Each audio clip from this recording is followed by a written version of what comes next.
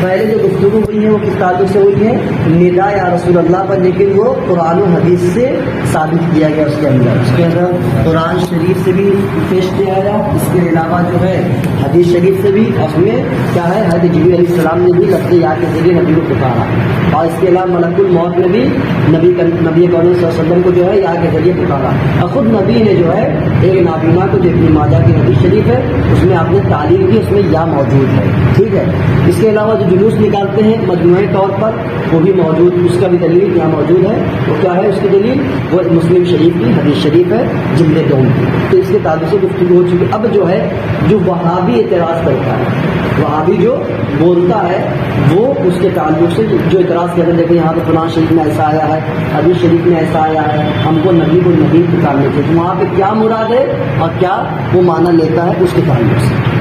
ندا یا رسول اللہ پر اعتراض کے بیان میں، یعنی جو اعتراض وہابی کرتا ہے قرآن، اب ان کا اعتراض کیا ہے سماعت ہونا ہے۔ قرآن کریم فرماتا ہے وَلَا تَدْعُوا مِن دُونِ اللَّهِ مَا لَا يَنفَعُكَ وَلَا يَضُرُّكَ، ٹھیک ہے۔ اس میں کیا ہے ترجمہ اس کا کہ اللہ کے سوا ان کو نہ پکارو جو تم کو نفع و نقصان نہ پہنچا سکے، اس کا معنی یہی ہے وَلَا تَدْعُوا مِن دُونِ اللَّهِ مَا لَا يَنفَعُكَ وَلَا يَضُرُّكَ، وَلَا تَدْعُوا مِن دُونِ اللَّهِ، اللہ کے علاوہ کسی کو نہ پکارو، اللہ کے سوا کسی کو نہ پکارو، مَا لَا يَنفَعُكَ وَلَا يَضُرُّكَ، مَا لَا يَنفَعُكَ جو تمہیں نفع پہنچائے، وَلَا يَضُرُّكَ نہ نقصان پہنچائے نہ تکلیف پہنچائے، تم کیا ہے انہیں نہ پکارو، یہ ہے قرآن شریف میں۔ یہ اعتراض کرتا ہے معلوم تو کہتا ہے دیکھو جو قرآن میں ایسا ہے کہ اللہ کے علاوہ کسی کو نہ پکارو، لہٰذا نبی کو یا ولی کو کسی کو پکارنا نہ چاہیے۔ وہ آگے کہہ دیا یہ صاحب کتاب نے، معلوم ہوا غیر خدا کا پکارنا منع ہے اس آیت کریمہ کے تحت۔ دوسرا ان کا اعتراض کیا ہے وَيَدْعُونَ مِن دُونِ اللَّهِ مَا لَا يَنفَعُهُمْ وَلَا يَضُرُّهُمْ، خدا کے سوا ان کو پکارتے ہیں جو ان کے لیے نافع و مضر نہیں، یعنی وہی بات ہے کہ خدا کے علاوہ ان کو پکارتے ہیں جو نہ وہ یہ فائدہ پہنچاتے ہیں نہ نقصان پہنچاتے ہیں۔ تو یہ تو آیت کریمہ ہے، اس کے اندر یہی معنی مراد ہے کہ اللہ کے سوا کسی کو نہ پکارو، تو ثابت ہوا غیر خدا کو پکارنا بت پرستوں کا کام ہے۔ اب اس سے کیا وہابی کہے گا؟ دیکھو قرآن کے اندر موجود ہے وَلَا تَدْعُوا مِن دُونِ اللَّهِ مَا لَا يَنفَعُكَ وَلَا يَضُرُّكَ، اور موجود ہے وَيَدْعُونَ مِن دُونِ اللَّهِ مَا لَا يَنفَعُهُمْ وَلَا يَضُرُّهُمْ، یہاں موجود ہے کہ اللہ کے سوا کسی کو نہ پکارو، لہٰذا ہمیں نبی کو جو ہے یا کے ذریعے نہیں پکارنا چاہیے، یہ اعتراض کرتا ہے۔ اب معنی کیا ہے آگے اس کا جواب کیا سماعت ہونا ہے؟ کہہ رہے ان جیسی آیتوں میں جہاں بھی لفظ دعا ہے اس سے مراد بلانا نہیں بلکہ پوجنا ہے۔ ان جیسی آیتیں میں جہاں بھی لفظ دعا سے بنا ہے یا دعونا یا ولا تدعو، ٹھیک ہے اسی سے بنا ہے، کیونکہ یہ عربی گرامر ہے، ولا تدعو پہلے نہیں بولتے اس میں، یعنی جس میں منع پائے جائے، اس کو انگلش میں بولتے ہیں یہ کام کرو یہ کام نہ کرو، جس کو انگلش میں کیا بولتے ہیں امپیریٹو سینٹینس بولتے ہیں، مطلب یہ کام کرو یہ نہ کرو، ٹھیک ہے، تو یہ پہلے نہیں ہے، تو کیا ہے اللہ نے حکم دے دیا کہ اللہ کے سوا کسی کو نہ پکارو۔ تو اب کہہ رہے کہ لفظ دعا سے کیا تدعو آیا، جیسے مثلا کسی انگلش میں کسی لفظ سے جو ہے دو سے کبھی کیا ہے کچھ ویٹ بن جاتا ہے سیکنڈ فارم وغیرہ، یا یہ کہ اسٹڈی سے کہتے ہیں کہ بڑھاتے ہوئے چلتے دوسرا تھرڈ فارم سیکنڈ فارم بنتے رہتا ہے، اسی طریقے سے کیا ہے دعا سے یدعو کا بھی ہوتا ہے، تو وہ کیا ہے حال کا معنی پیدا کرتا ہے، دعا یدعو معنی دعا معنی اس نے پکارا، یدعو معنی وہ پکارتا پکارے گا، ولا تدعو نہ پکارو، تو اسی طریقے سے یہ دعا سے آیا، تو کہہ رہے کہ دعا جو یہاں مراد ہے وہ کس کے معنی مراد ہے؟ پوجنے کے معنی میں۔ تو اللہ نے کیا حکم دیا ہے کہ اللہ کے سوا کسی دوسرے کو نہ پوجو، یعنی کسی اور کو نہ بلاؤ، یعنی کہ کسی اور کی بارگاہ میں یہ اس سر کو نہ جھکاؤ، یہ مراد ہے۔ اور اس کی دلیل کیا ہے؟ جیسا کہ جلالین شریف میں موبائل پر رکھا دکھاتا ورنہ اس کے اندر کیا ہے جلالین شریف جو ایسی تفسیر ہے جس کو ہر کوئی مانتا ہے، وہاں مانتا ہے، دیوبندی مانتا ہے، ہر کوئی مانتا ہے، تو وہاں ولا تدعو کے بعد بریکٹ میں لکھا ہے تعبد، ولا تعبد، یہاں مراد کیا ہے کہ پوجا نہ کرو، کسی کی پرستش نہ کرو، لہٰذا تمہارا یہ دلیل پیش کرنا کہ نبی کو اللہ کے سوا کسی کو نہ پکارو یہ صحیح ہے، لیکن یہاں مراد کیا ہے کہ کسی کی عبادت نہ کرو اللہ کے علاوہ، یہ مراد ہے۔ اور اس کی دلیل کیا ہے کہ جلالین شریف میں موجود ہے کہ یہاں پہ تعبدو کس معنی میں، تدعو کس معنی میں ہے، تعبدو کے معنی میں پوجنے کے معنی میں، لہٰذا تمہارا کہنا ہی غلط ہے کہ جہاں پہ ایسی آیتیں کہیں پائی جائے گی وہاں پہ تعبدو کے معنی میں یعنی پوجنے کے معنی میں۔ معنی یہ ہے کہ اللہ کے سوا کسی کو مت پوجو۔ دوسری آیات اس معنی کی تائید کرتی ہے، رب فرماتا ہے وَمَن يَدْعُو مَعَ اللَّهِ إِلَٰهًا آخَرَ۔ اب کیا یہ کہ صرف تم نے کہہ دیا کہ یہاں پر جلالین شریف میں موجود ہے، اتنا ہم بتا دیں، اس کے علاوہ کیا کہ خود قرآن کے اندر جو ہے یہ معنی موجود ہے، جہاں سے موجود ہے، اور کیا ہے وَمَن يَدْعُو مَعَ اللَّهِ إِلَٰهًا آخَرَ، کہ اللہ کے ساتھ کسی دوسرے کو معبود نہ ٹھہراؤ، یعنی دوسرے کی پوجا نہ کرو۔ اب یہاں پر کیا ہے پکارنے کا معنی ہو ہی نہیں پائے گا، کیونکہ اللہ کے ساتھ کسی کو دوسرا معبود ٹھہراؤ گے تو وہاں اسی وقت ٹھہرانا پایا جائے گا جب کسی دوسرے معبود کی عبادت کرو گے، کسی دوسرے معبود کی بات کرو گے تبھی کیا ہے ان کے پکارنا اس طور پر پایا جائے گا۔ یہ بات سمجھ میں آ رہی ہے کہ نہیں، کچھ سمجھ میں آ رہی ہے؟ اچھا ٹھیک، جو کہ ان کا اعتراض کیا ہے وَلَا تَدْعُوا مِن دُونِ اللَّهِ مَا لَا يَنفَعُكَ وَلَا يَضُرُّكَ، یعنی کیا اللہ کے سوا کسی کو نہ پکارو جو نہ تمہیں فائدہ پہنچائے نہ نقصان پہنچائے، ٹھیک ہے، ان کو نہ پکارو۔ تو یہاں پہ وَلَا تَدْعُوا جو ہے پکارنے کے معنی میں نہیں ہے بلکہ پوجنے کے معنی میں، عبادت کرنے، یعنی اللہ کے سوا کسی کی عبادت نہ کرو۔ بتائیے یہاں پہ کیا اس کی دلیل کیا ہے کہ تفسیر کی کتابوں میں موجود ہے، جلالین شریف جو کہ اہم کتاب ہے اس کو ہر کوئی مانتا ہے، وہاں موجود ہے۔ اب بات سمجھ میں آئی؟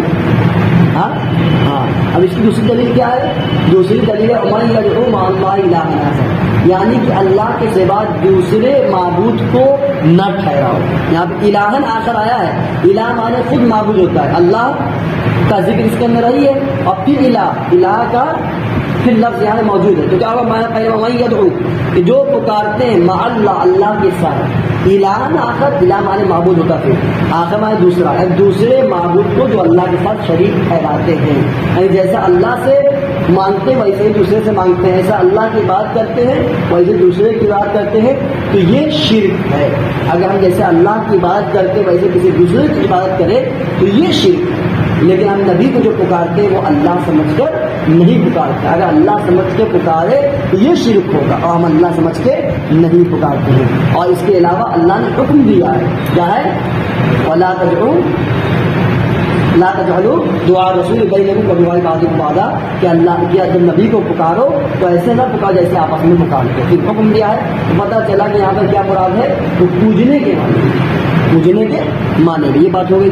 جو خدا کے ساتھ دوسرے معبود کو پکارے، عبادت کرے، معلوم ہوا غیر خدا کو خدا سمجھ کر پکارنا شرک ہے، یعنی غیر خدا کو انسان کسی آدمی کو یا کسی دیوی دیوتا کو جو ہے خدا سمجھ لے اور اسی سے کہے کہ یہی میرا خدا ہے، تو یہ شرک ہوا۔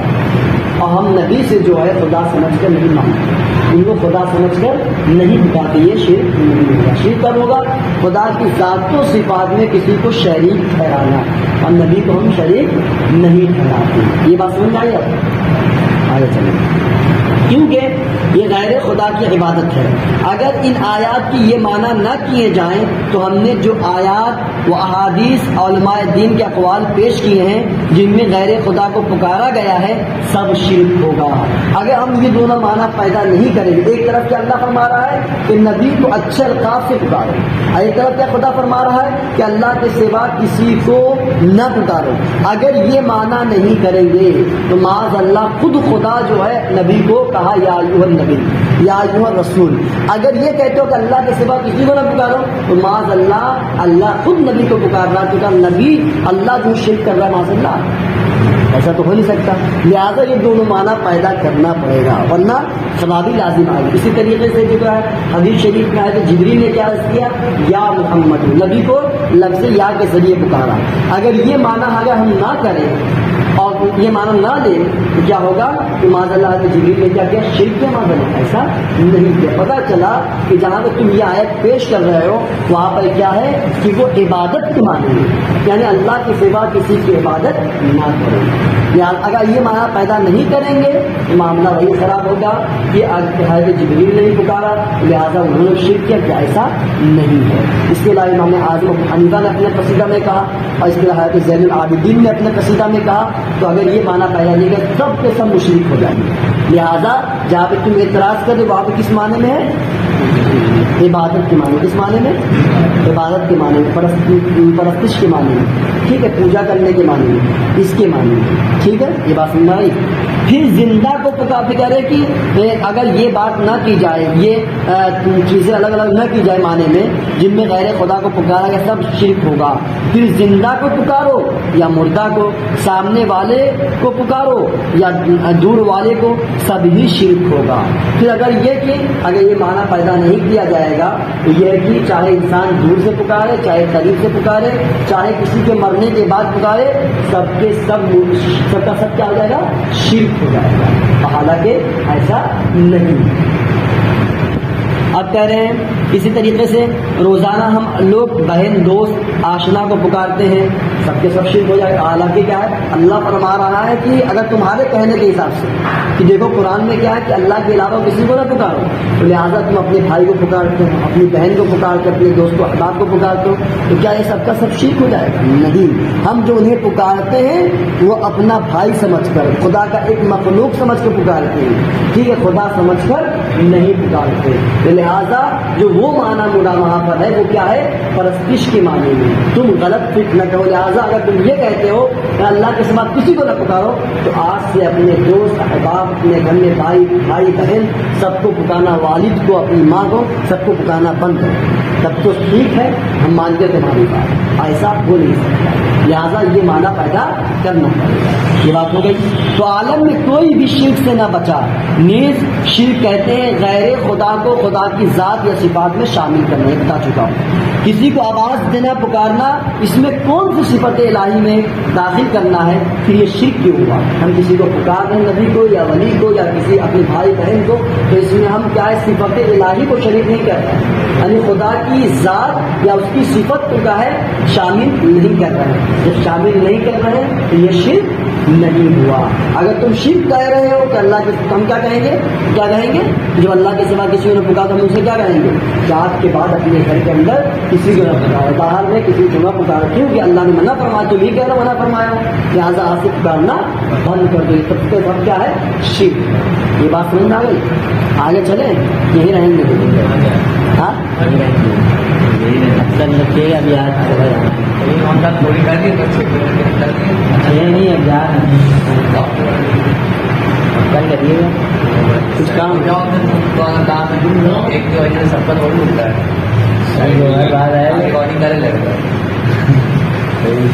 سن لیجیے گا پھر۔ اچھا یہ تو ایک بات اعتراض سمجھ میں آ گئی نا، اس کا جواب سمجھ میں آ گیا۔ کیا اعتراض ہے پہلے بولے ایسے خدا کے علاوہ کسی کو نہ۔ ہاں یہ کیا ہے؟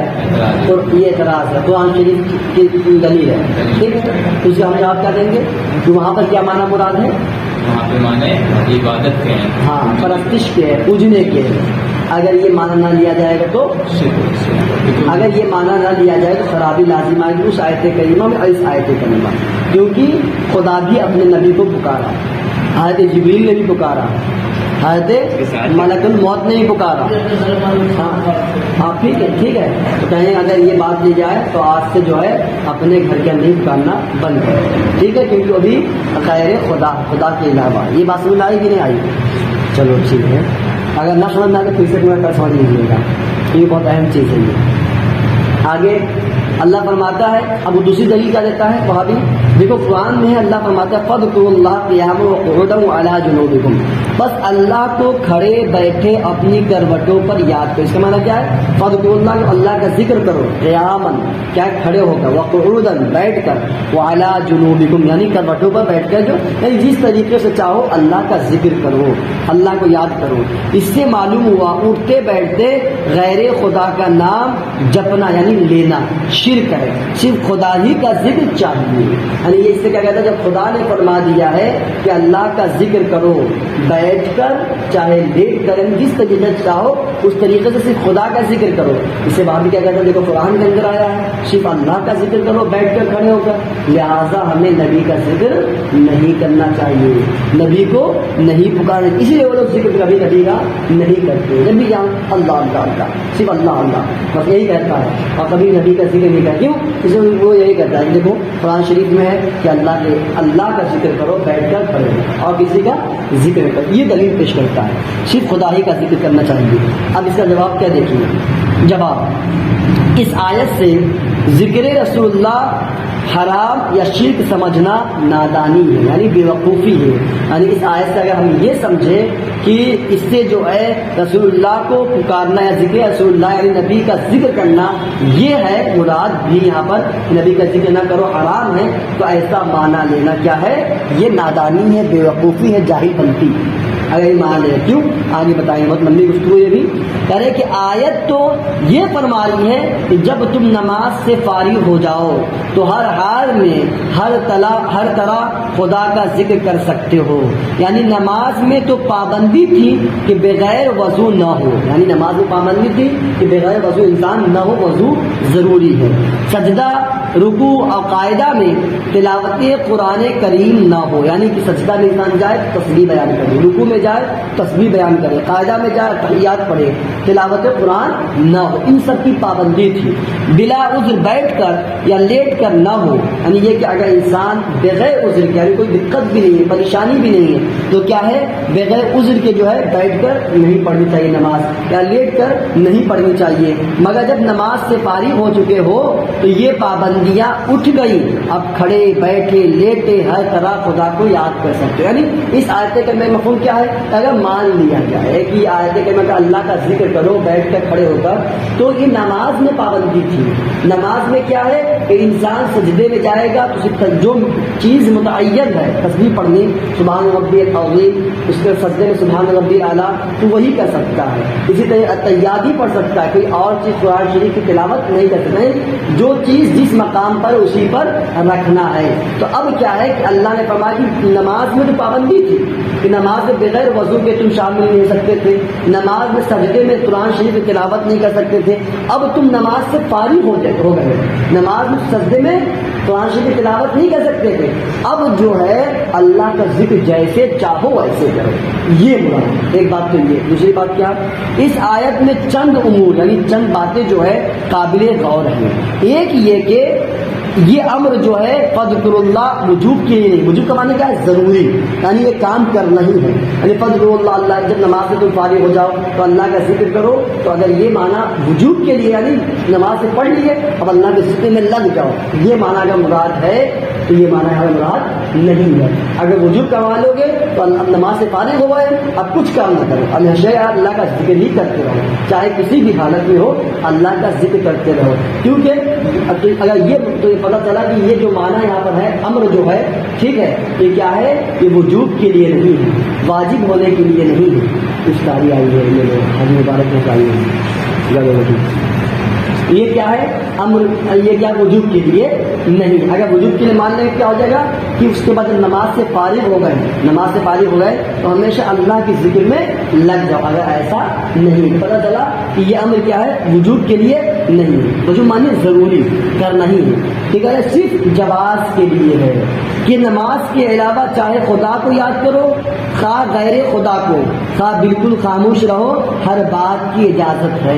یعنی جو اصول فقہ تک ہوتا ہے وہاں پہ کیا ہے کہ اب جو قرآن شریف کا اندر آتا ہے چاہے وجوب کے لیے آتا ہے، چاہے یہ کہ مستحب استحباب کے لیے آتا ہے، چاہے جواز کے لیے آتا ہے. ٹھیک ہے، تو یہاں پہ جو مراد ہے وہ یہ مراد ہے کہ جواز کے لیے، یعنی کہ اب نماز سے فارغ ہو گئے ہو تو اب ہمیشہ کیا اب جب چاہو جس طریقے سے چاہو، اگر چاہے خاموش رہو چاہے اللہ کا ذکر کرو. پہلے سجدے میں تو نہیں کر سکتے تھے، اب چاہو تو سجدے کی حالت میں جا کر اللہ کا ذکر کر سکتے ہو، بیٹھ کر بھی اللہ کا ذکر کر سکتے ہو، چاہے خاموش رہ سکتے ہو. یہ کیا ہے؟ یہاں پہ وجوب کے لیے نہیں ہے، اس کے لیے جواز کے لیے. ایک بات تو یہ.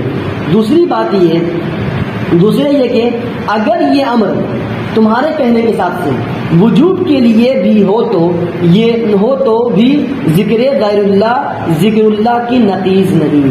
یہ سنیں سماعت ہے. نقیض معنی ہوتا ہے اپوزٹ. نقیض معنی کیا ہوتا ہے؟ اپوزٹ. جیسے زمین کا اپوزٹ کیا ہے؟ آسمان. آسمان کا زمین.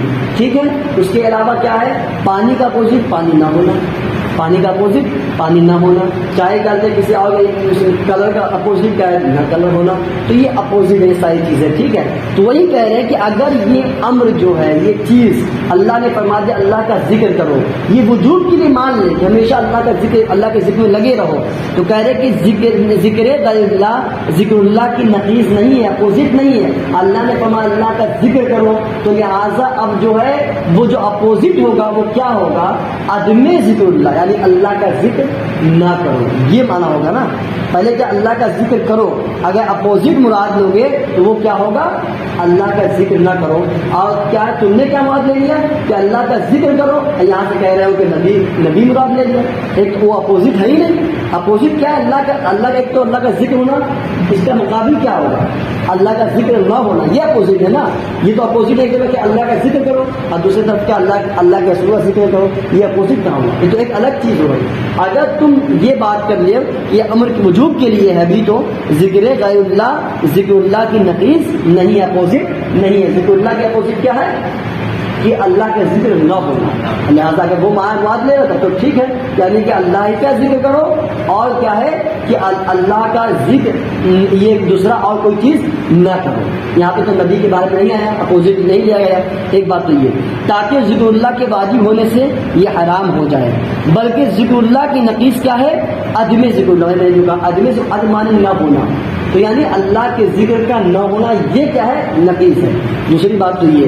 تیسری بات یہ کہ اگر ذکر اللہ کی نقیض ذکر غیر اللہ یعنی اللہ کے علاوہ مان لیا جائے تمہارے کہنے کے حساب سے، یعنی نبی ولی کو مان لیا جائے، مان بھی لی جائے، تب بھی ایک نقیض کے واجب ہونے سے دوسری نقیض زیادہ سے زیادہ حرام ہوگی، نہ کہ شرک. اگر یہ مان لیا جائے کہ اللہ کے علاوہ کسی کو نہ پکارو، ٹھیک ہے، یعنی تو پتہ چلا اگر مان لیا جائے اس سے مراد ذکر غیر اللہ یعنی اللہ کے علاوہ یعنی نبی کو نہ پکارو، ولی کو نہ پکارو، یہ بہت سے بہت کیا ہوگا؟ حرام ہوگا. شرک نہیں ہوگا، حرام ہوگا. یعنی کہ اللہ نے فرما دیا کہ اللہ کا ذکر کرو، اس کے علاوہ کسی کا نہ کرو بیٹھتے اٹھتے. ٹھیک ہے، تو یہاں پہ بہت کیا ہوگا؟ حرام ہوگا، شرک نہیں ہوگا. اب تم نے کیا مواد لیا ہے؟ وہ شرک لیا ہے. لہذا یہ تمہارا شرک کہنا غلط ہے.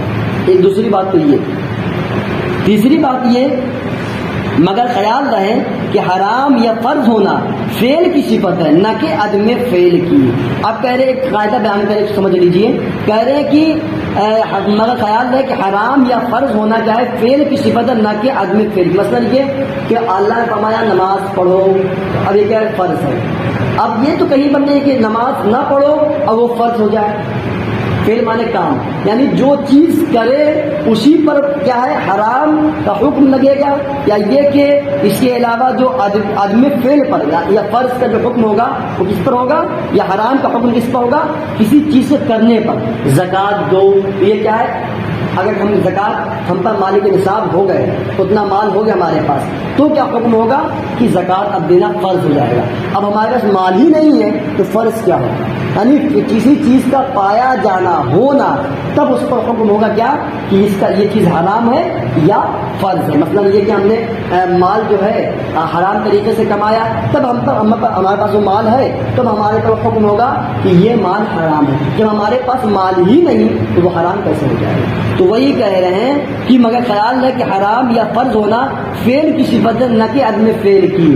اب کیا ہے کہ عدم فعل یعنی کہ ہم جو ذکر اللہ کر رہے ہیں تو وہ اللہ کا جو ذکر کر رہے ہیں یہ تو فعل ہوا، ٹھیک ہے، لیکن اللہ کا ذکر نہ ہونا یا یہ کہ اللہ کا ذکر نہ ہونا تو اس پر کون سا حکم لگے گا؟ حرام کا حکم. کیونکہ جب وہ فعل ہے ہی نہیں ہے، وہ فعل ہے ہی نہیں. اب فعل جو صفت ہوتی ہے کیا ہوتی ہے؟ فعل کی صفت کیا ہوتی ہے کہ حرام یا فرض ہونا.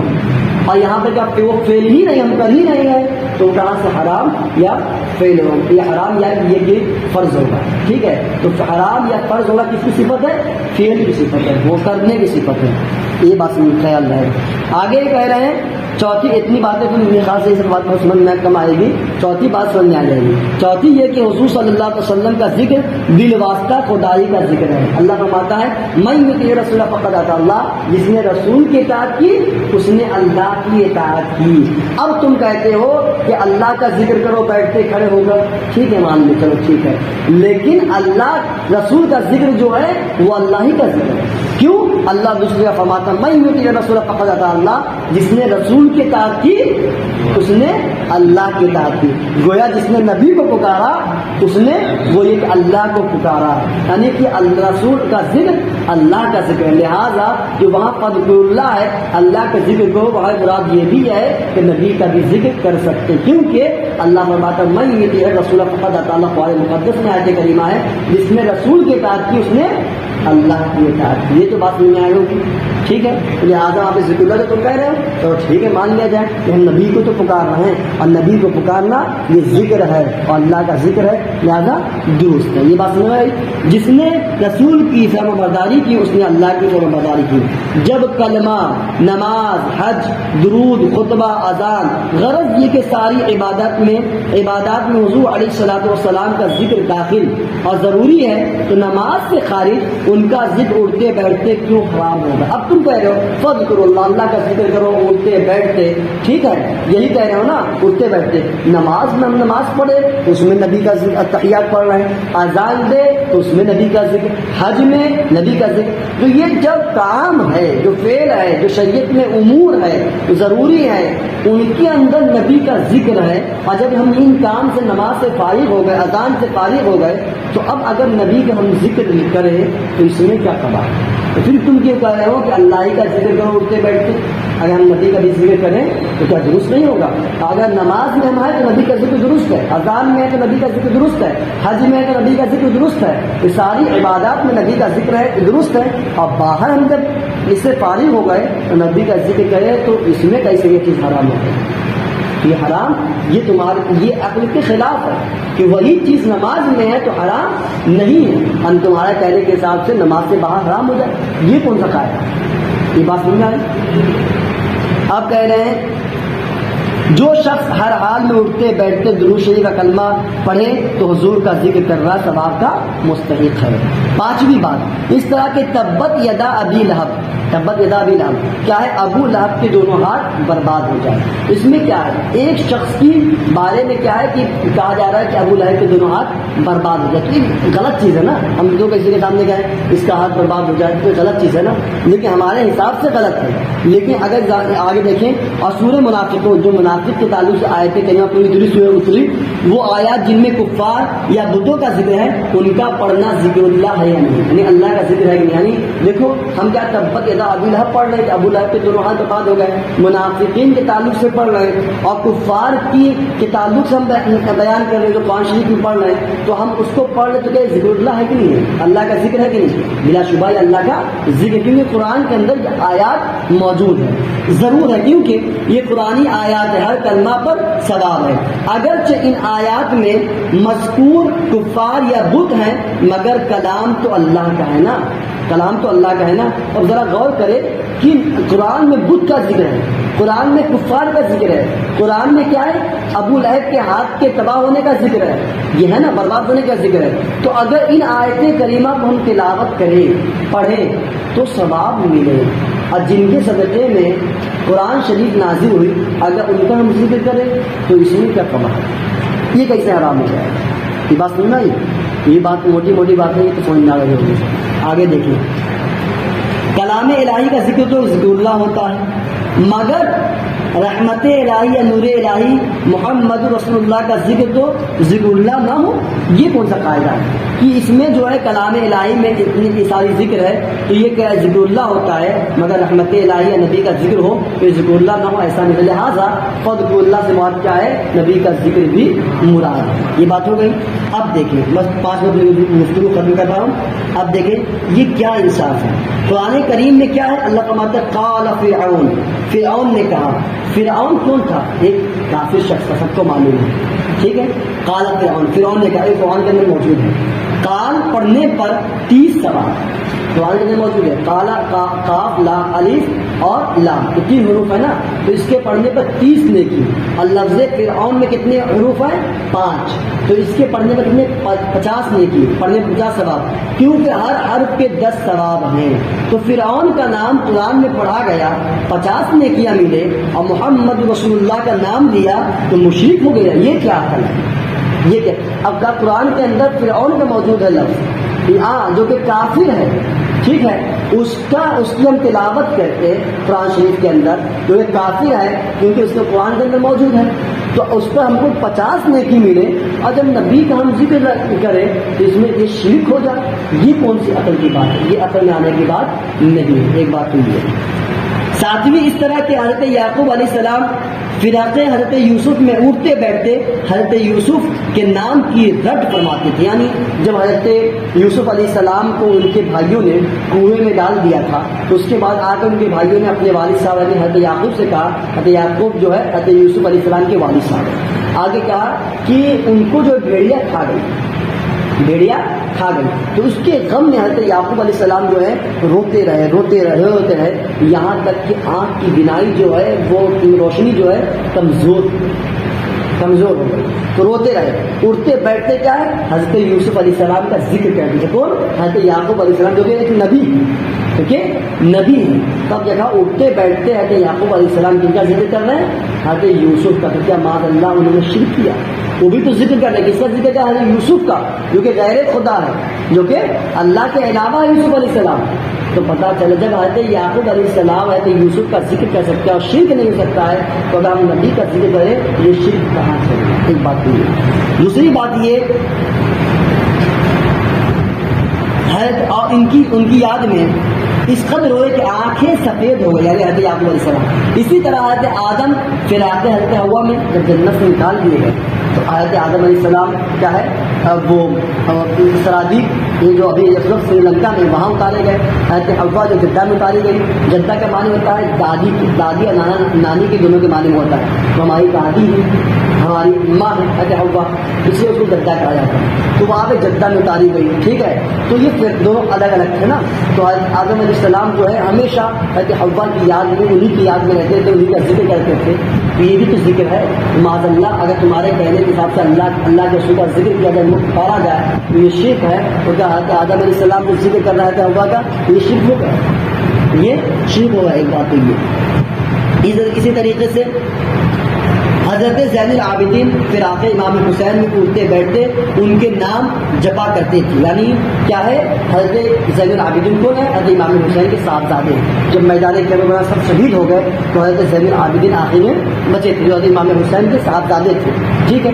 وہ ہمیشہ اپنے والد صاحب حضرت امام حسین کو یاد فرماتے تھے، انہیں کا ذکر کرتے تھے۔ اگر تمہارے حساب سے یہ کہ کسی اور کا ذکر نہ کرو اٹھتے بیٹھتے، ٹھیک ہے، صرف اللہ ہی کا ذکر کرو، تو حضرت زین العابدین جو اٹھتے بیٹھتے امام حسین کا ذکر کر رہے تھے، کیا معاذ اللہ انہوں نے شرک کیا؟ ایسا نہیں، ٹھیک ہے، یہ بات ہو گئی۔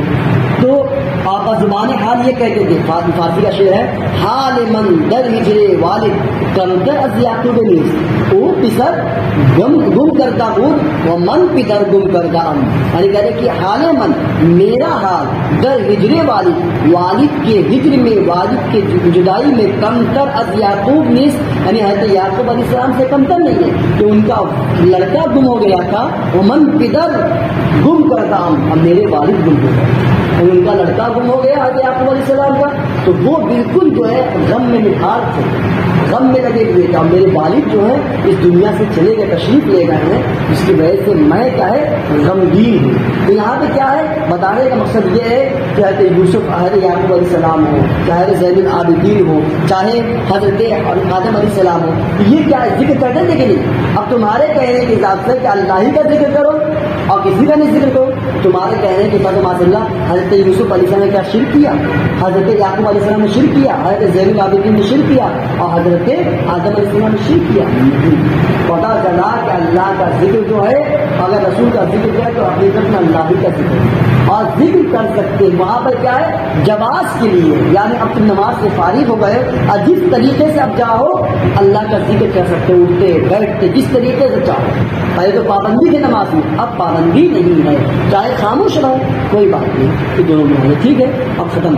بتاؤ ان پر یہ حکم شرک جاری ہوگا یا نہیں؟ اگر نہیں تو آج جو عاشق ہر حال میں اپنے نبی کی یاد کرے وہ کیوں مشرک ہوگا؟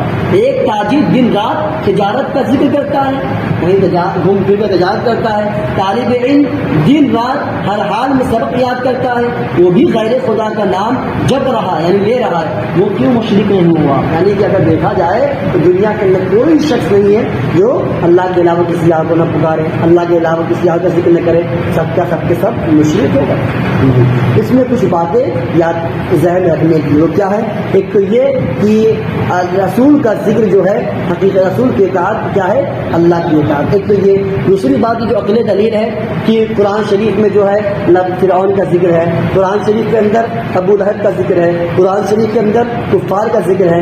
ان آیت کریمہ کو پڑھنے پر کیا ثواب مل رہا ہے؟ گناہ نہیں مل رہا ہے بلکہ ثواب ہی مل رہا ہے. جب ان کفار ان منافقین فرعون کے الفاظ کو پڑھنے میں ثواب مل رہا ہے کیونکہ وہ ذکر اللہ ہے، تو اگر ہم نبی کا ذکر لیں تو یہ حرام کیسے ہو جائے؟ یہ بات. دوسری بات یہ اور دلیل کیا یاد رکھنا ہے کہ حضرت یوسف حضرت یعقوب علیہ السلام نے اپنے بیٹے کو یاد کرتے رہے، حضرت آدم علیہ السلام اپنی بیوی کو یاد کرتے رہے، حضرت زین العابدین حضرت امام حسین کو یاد کرتے رہے. تو اگر تمہارے کہنے کے حساب سے یہ ہے تو لوگوں نے شرک کیا معذر ایسا نہیں. تو یہ دلائل فضل اللہ کیا ہے فضل اللہ کو. ٹھیک ہے تو یہ آگے رہیں گے یہ سب ساری چیزیں، مگر اس کو اگر ریپیٹ کریں گے تو ذہن میں بات بیٹھے گی. بیچ کی باتیں تھوڑا ٹف ہے ٹھیک ہے، لیکن اگر وہ بیٹھ جائے تو اچھی بات ہے، نہیں وہ تھوڑا ٹف ہے. ٹھیک ہے یہ خیال ہے. چلو اپنی گفتگو یہ ختم کرتے ہیں. ہمارے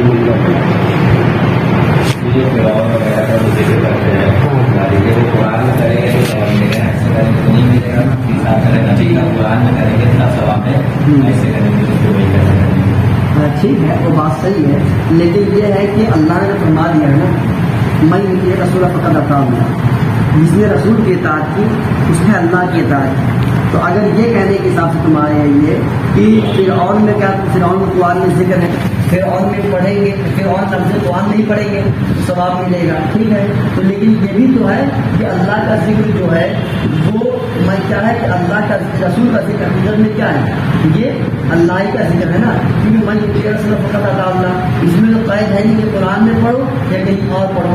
اگر تمہارا یہ اعتراض ہے کہ قرآن میں پڑھو گے تو ثواب ملے گا اور کہیں نہ پڑے گا ملے گا، لہٰذا رسول کا جو ذکر ہے وہ قرآن ہی کے اندر ہے اور کہیں نہیں ہے. تو لہٰذا اگر نماز میں تو نبی کا ذکر ہے اور اس کے علاوہ یہ اس کے علاوہ حج میں نبی کا ذکر ہے، تو اگر صرف قرآن تک محدود رکھتے ہو تو جہاں جہاں عبادات میں نبی کا ذکر سب نکال سمجھانے کا مطلب یہ ہے کہ قرآن کے اندر سب سے تیوہار آیا کفار آیا تو وہاں پہ شرک نہیں ہے، یہاں پہ شرک ہے پکارا جا رہا ہے کو.